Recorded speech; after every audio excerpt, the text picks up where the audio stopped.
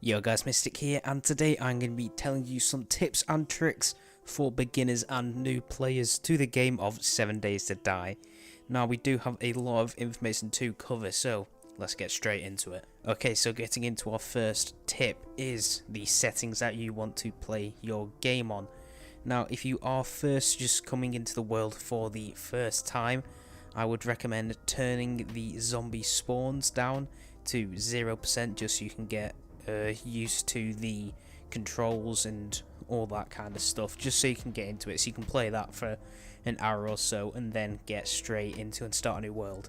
So first off, we have the difficulty settings. Now for your first game you can either go for adventurer, or I would recommend going for scavenger if this is your first ever game. So what this will do is actually it will turn the spawn rates down so you won't get as many zombies spawning, and it will make the zombies' health lower than what it would be on the harder settings. Next we have the 24-hour cycle. Now this depends, so 1 day in game can be 60 minutes and you can go all the way down to 10.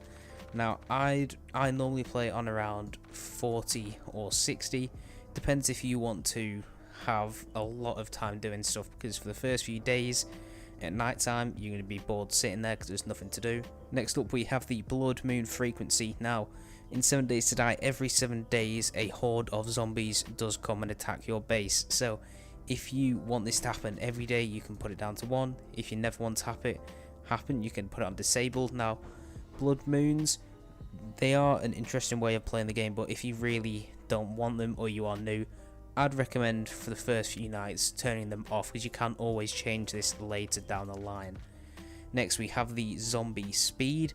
So you can either have them on day speed, I'd always keep that on walking, and then for the night speed you can either have them on walking or sprinting. Now sprinting is the default, but if you're new and you want to do stuff at night time as well, I'd put it on walking just for the first few nights or maybe the first week in the game. Next up we have the loot abundance. Now if you have this on a high percentage, that means you're going to be getting more loot from each thing that you open. So if you have it on 200%, which is maximum, you're going to get basically double or better loot than what it is on 100%. I normally play on 150 just so it speeds things up just a little bit, but that doesn't really matter. And then next we have the loot respawn time. Now I normally play this just because I always have done on 5 days. So if you loot a building and then don't step in the chunk of it for 5 days, the loot will respawn back there, but if you go near it or somewhat, it will reset 5 days. Next up we have the blood moon count. Now this is basically when the blood moon happens, you can either have 4 enemies, it does go up to 64. Now I just would keep it on 8 enemies if you are new, just because it's an even number, there's not too many happening. And for last but not least, we're going to have airdrops. Now airdrops, I normally play them just every day because that's how it was on the console when I played, so it doesn't really matter. They help you out a little bit, but not too much. And then when you've got your setting started, it's just time to get straight into it. Now whilst we are in the loading screen here, as you can see, there are 30 tips that you can actually read. So if you are new here, scroll through them tips at the bottom just so you can get a brief idea of what you are doing. Okay, so when you first spawn into the world, you are going to get 2 little messages that are popping up, and in the top right hand corner of your screen you'll see a quests tab. Now there are 8 quests in total, and when you spawn in, you want to get these done as fast as possible, because when you get these done you get a few skill points which you can spend to help you survive. Now when doing these skill points, you do not want to leave the general area in which you have spawned, and that is because zombies will not spawn here. So whilst you're doing these quests, you will be safe if you just stay in the general area of when you've got spawned. Now for the main resources that you are going to need, you're only going to need some plant fibers, some stones, some wood and some feathers. Now for the plant fibers, all you simply need to do is hit the grass here and you'll get 2 plant fibers per hit. Next up for the wood, you can either hit these little trees here, or you can go up to a big tree and just left click it and you will get some wood out of it. For the feathers, all you need to do is find a bird's nest, and if you search it, should be some feathers, and you can get some eggs in there. Also, if you destroy this with your stone axe, you will get some feathers back for destroying it. And last but not least, to find stones, all you simply need to do is walk around and see these little grey spots on the map, and if you click E, you'll get a small stone in your inventory. Okay, so another quick tip just before we go and start our quest is always just get rid of your land claim block and the note from the Duke of Nav's game, just because they don't really do anything, and the land claim block is really easy to make. It is literally just 7 stones, I think. Oh no, 5 small stones.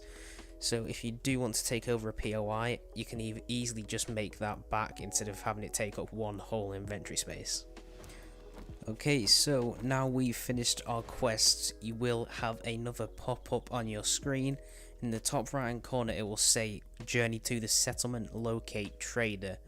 Now when you do spawn in a new game, you normally do spawn just outside of a city, and in the cities there is always a trader there, so you do always want to go find that trader because they provide a lot of good loot. Okay, so whilst you are walking along, if you see these gore blocks here, I would hit them all the time as they provide you with bones and rotten flesh. And even though you don't want to be doing this, search all the rotting trash because they can actually give you some good schematics in them. They're not very common, but once you do get them, it's very worth just waiting. And finally, out of the looting stuff, if you pop up any houses, loot the mailboxes, as these either have paper or schematics in them, and these are very, very useful because paper is probably the hardest resource to find in 7 Days to Die. Okay, and for the weapons that you can use, now if you want to keep it long range, one choice that you can use is the stone spears. If you craft a few of these, just because they have a really long reach on them, and if you power attack you can also throw. So with this zombie here, I'll give you a quick demonstration. So because you're new here, you've got your spear out. Now if you left click, you always want to aim for their head because it does have a damage multiplier. So that's what your left click does, it has a lot of range to keep the zombies away. And then if you hold your right click or power attack, you can actually throw the spear. Now the other weapon that I normally go for is the stone sledgehammer. Now with this weapon it does cost a little bit more to make than the others, but it does absolutely destroy the zombies, as you can two-shot them for quite a few days here.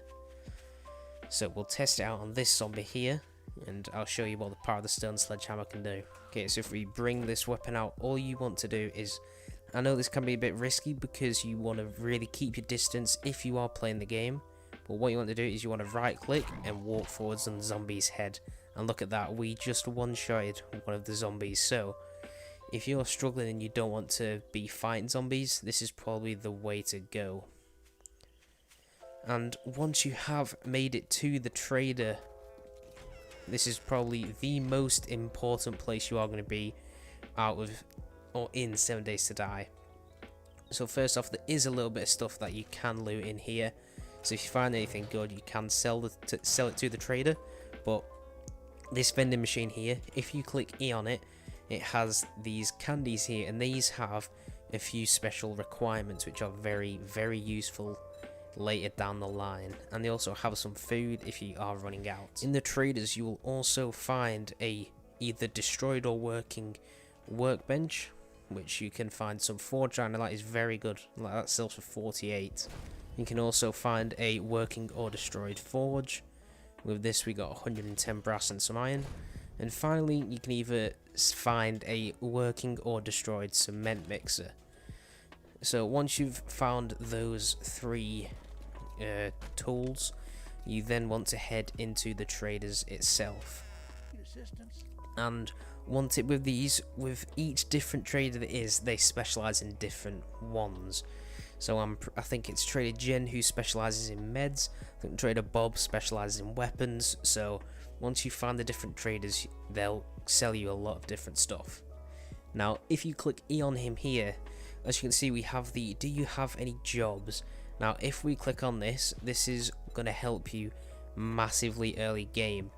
So the way I always want to do it is, if they have a buried supplies, take it straight away, because it is the easiest one and it gives you the best loot in my opinion. It starts you off with a lot of food and water, so you never run out and you don't need to go hunting. And with the tier 1 quests, you can actually get a lot of ammo from completing them. Next up, if we go in his inventory, as you can see, he sells quite a lot of resources to you.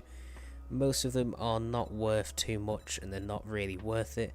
As you can see here, he's got a pistol, he's got a wrench, he's also got a gyrocopter, so there is some good stuff in here, but all of his good stuff is if we check in the secret stash.